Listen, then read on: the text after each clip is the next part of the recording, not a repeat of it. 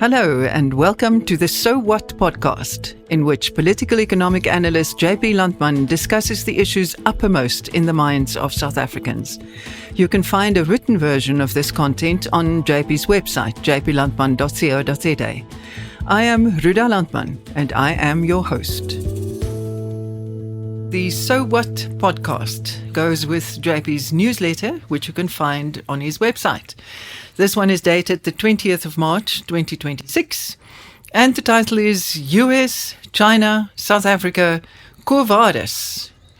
With the whole world focused on the Middle East, what draws your attention to this discussion?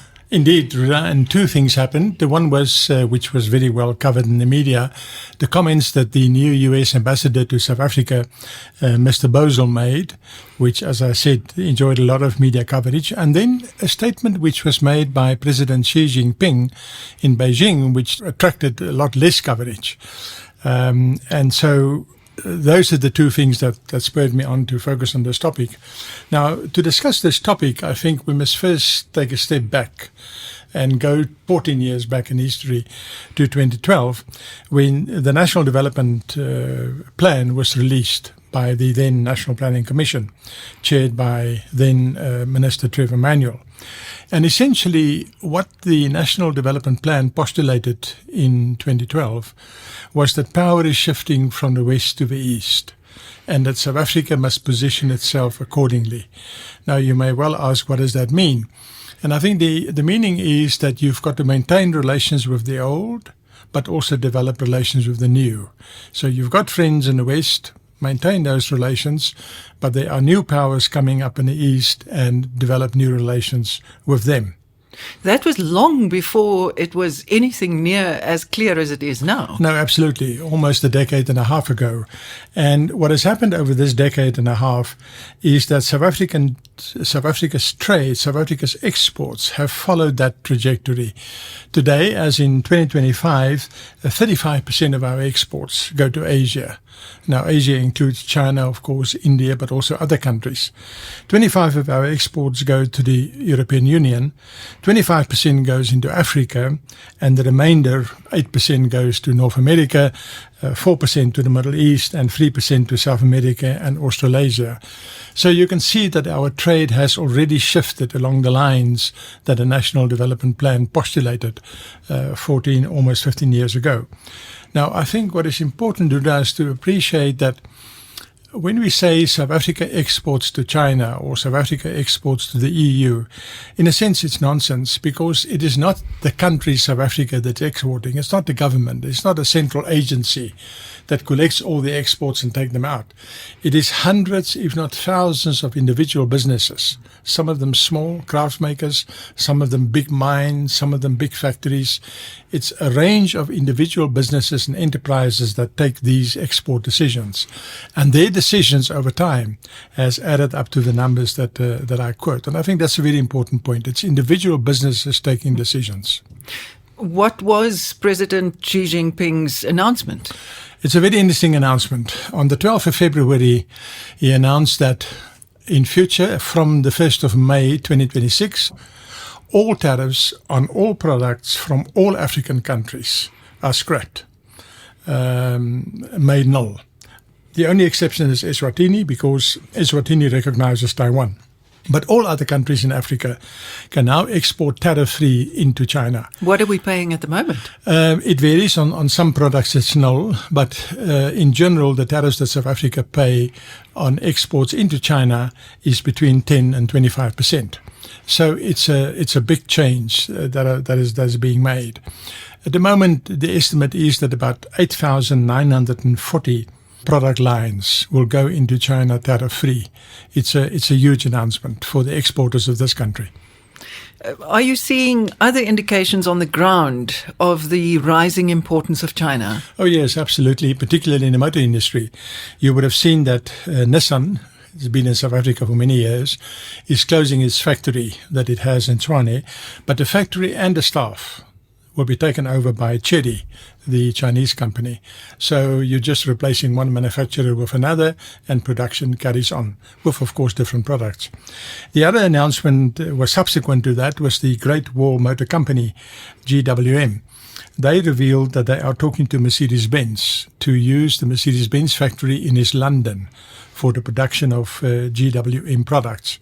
Now, they haven't made a deal yet. They made that clear. And they're also talking to other parties. But it is possible that a deal kind of a sharing deal may be concluded. Now, what is interesting here is that an old hand in the motor industry told me that when he bought his first car many years ago, it was an Alfa. And the Alfa was manufactured in that Mercedes-Benz factory in East London. So sharing is not a new idea. And it looks as if the Great Wall Motor Company is looking at that. And what about exports to America? What's happening there in the meantime? Well, as you know, America has levied a 25% tariff on automotive exports. That's this week. It might be different next week. Indeed. 25% duty on exports into America. Now, that, of course, must hit the Mercedes-Benz factory in East London very hard because they produce the C180 Mercedes for export into the US. And one can only assume that those exports are taking a knock. And for them, therefore, it'll make sense to share the factory with the Great Wall Motor Company. So our trade with China is very definitely on an upward trajectory. What's happening with the US? I think you've just started to indicate that that's going down. No, indeed. We don't have the latest numbers yet. We'll only get it in due course. But look, the trend, I think, is clear. First of all, President Trump believes in tariffs. He has believed in them for many, many years, and it's a fundamental part of his thinking. So he has imposed tariffs on the whole world, friend and foe. Whether you were a friend of the United States or an enemy of the United States, you got tariffs. In fact, it looks as if some enemies like the USSR or Russia rather, and China were treated more benignly than some of his friends, some of the loyal friends over many years. But be that as it may, he levied tariffs on all of them. Even countries that have succeeded in negotiating a trade agreement with the US are levied with tariffs. They had to agree to tariffs in order to get the agreement with the US. So I think we must accept that US tariffs on exports or imports from the world, exports from the rest of the world into the US, will remain under tariffs in one way or another, certainly as long as Trump is around, and I think even after him. And the reason I say that is we know from history that tariffs are very sticky. Once you've put them into place, it's very, very difficult to get rid of them because tariffs create beneficiaries and they create advantages for some classes of people, and those people will fight like hell to retain them. So tariffs are sticky, and I think we can accept that they will stay with us. Some of our exports are exempt from the tariffs, though. About half are exempt from tariffs, you're quite right. It's mainly minerals as well as citrus. So clearly, Mr. Trump would like to have those products at a cheaper price and not a price plus tariff. That's how it is at the moment. So South Africa has tabled a draft agreement, trade agreement with the US. We're keen to negotiate one. That agreement was tabled last May already, so it's almost a year ago. And since then, there's been no public progress. Maybe there has been progress in private, but it doesn't look like it. In January this year, when he was in Davos, our Trade Minister, Park Stow, revealed that we're still waiting for the Americans to give us dates for meetings to take place. Now, apparently, I understand that recently, in the last week or 10 days, meetings have been arranged, but whether anything will come of it, we'll have to wait and see. I'm very doubtful. I will not hold my breath, simply because the Americans have now introduced 5 preconditions, which are non-trade conditions that must go into a trade agreement. And this was clearly spelled out by Ambassador Bosel in his speech in South Africa. And they relate to expropriation, farm murders, BEE, kill the Boer chant, as well as geopolitical alignment. The ambassador has made it clear that the US is not going to look at anything if it doesn't accommodate these 5 demands. On the other hand, it's quite clear that the 5 demands are politically impossible, and they really are an attack on the sovereignty of South Africa. So I don't see much room here for a trade agreement, unless the Americans give way, which is not impossible. But I don't think there's a chance for an agreement to come into existence. So we will have to live with whatever tariffs the US wants to impose. What about AGOA? AGOA is dead. People constantly refer back to it. The reality is simple. AGOA expired in September last year. In February, it was renewed, but it's only renewed until the end of 2026. It's now already March, so you only have about 9 months left. In any case, the tariffs that Trump has levied overtake or override AGOA. So, for example, the general 10% tariff on our exports, that overrides AGOA. The 25% tariff on automotives and automotive products, that overrides AGOA. So AGOA, for all practical purposes, is dead. And certainly after 2026, it will be completely dead. So I don't pay any attention to AGOA as a means of regulating trade. But then you say, in the meantime, as you put it, life carries on. What do you mean? Life carries on in the sense that there are currently more than 500, some estimates say 600, US companies operating in South Africa. That's a large number of companies. And presumably they won't operate here if they don't make money, if it's not to their benefit. So they carry on, they make money, they're happy, they comply with BEE legislation and so on. And they live with whatever the problems and constraints are in South Africa. And it looks as if more companies keep on coming. I mean, just in the last week, the big IT company, IT servicing company, Spinnaker, announced that they are opening an office in South Africa in partnership with Patrice Motsepe's ARC, African Rainbow Capital. It's a middle-sized company, but it's taking on other people operating in the South African market, bringing competition.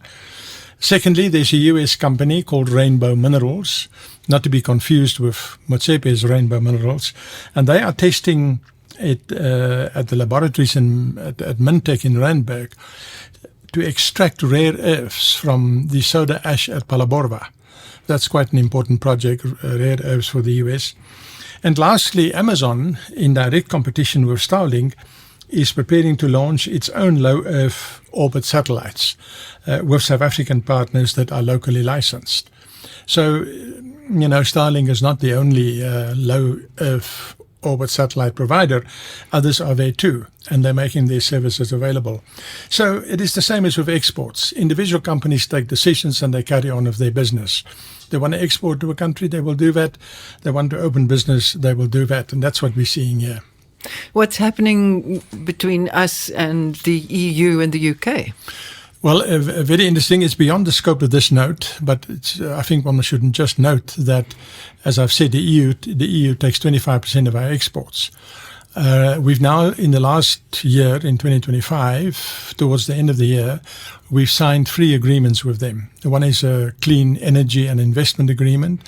A second one is on rare earth minerals and how one has to deal with that.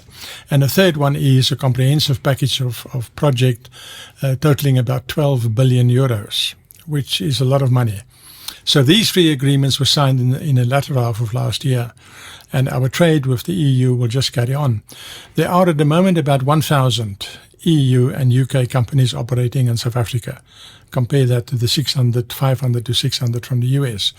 And it gives you an indication of how strong our trade relations with the EU are. And it'll probably expand. I think that's the way it's going. So what? Well, I think the first so what is that the question I ask in the topic, in the title of this piece, South Africa, US, China, Quo Vadis, where to? I think the answer to the Quo Vadis question is that there's a big repositioning taking place. And this repositioning was predicted as long ago already as in 2012. So in that sense, it's not new. And we've seen how our trade has changed to accommodate that. So it is not a new development, but I think it's a very decisive development. I think the other so what is that the contrast between the way that China approaches South Africa and the whole of Africa for that matter, and the way that China and the way that the US approaches South Africa is very, very different. And you can only draw your own conclusions as to how that will affect trade going forward. Likewise, the EU and South Africa are moving closer together, and the trade and investment on that front will probably also increase. I think the other so what is that the United States and its MAGA supporters here in South Africa will have to accept that the problems in this country, whether it's expropriation or crime or whatever, will be solved by the people of this country. It'll be solved through executive action, through political negotiations, and through the courts. It is not going to be solved by outside diktat. Trump is not going to rush in on Air Force One and tell the country what to do. That's not going to happen. So those problems must be sorted out here, and people will have to accept that. I think it's very sad that the US policy towards South Africa has been captured by the Afrikaner genocide narrative. That brings distortions which are not good for the relationship, and they will have to work through that. So many people say we were at fault in our relationship with the US, and that's why they are so nasty towards us, or President Trump specifically. I don't buy that at all. I think it is true that South Africa has neglected the relationship. We haven't had good, efficient ambassadors there. The last one was Abraham Rasool in his first term, which ended in 2014, I think. You'll recall when we were in the US in 2013-14, Rasool was regarded as one of the most effective ambassadors. His second term, of course, didn't work out like that. But after Rasool, we haven't again had effective diplomacy in the US. So in that sense, it's true. But no, I don't think it's our fault. Trump made it clear that very good, loyal friends like Japan, like South Korea, like Canada, they all got a kick in the butt, or a kick in the face, should I rather say. That is what Trump, that's his style, that's what he's doing with tariffs. So no, I don't think it's our fault. We have the right to decide how we run our affairs here inside the country, just as the Americans have got the right to decide theirs. We don't criticize their domestic policies, or for that matter, their foreign policies, like the current war in Iran, for example. So, no, I don't buy the argument it's our fault. The furthest I would go is to say that we've neglected the relationship and we've got to rebuild it. Whether you can rebuild it with this kind of attitude remains to be seen. My late father always said you can only do business with a man who wants to do business. And we'll have to see whether the US wants to do business. A last comment on the impact of the war, the Middle East war? Well, I think it's extremely serious, and it's quite clear what it's doing to the world. It'll be bad for everybody, also for South Africa. And I think what the war also underscores is the fact that power is shifting. Who would have thought that a country like Iran, which is really a middle-sized to small power, can exert the influence that it does? So power is shifting, and it's important that we stay abreast of that. Thank you very much. Thank you. And to our listeners, go well until the next time. Thank you for listening to the So What podcast. If you enjoy this content, please don't forget to leave a review and a rating, and please consider subscribing so you don't miss any future episodes. Also, tell your friends. Remember, you can find a written version of all JP's content at jplandman.co.za.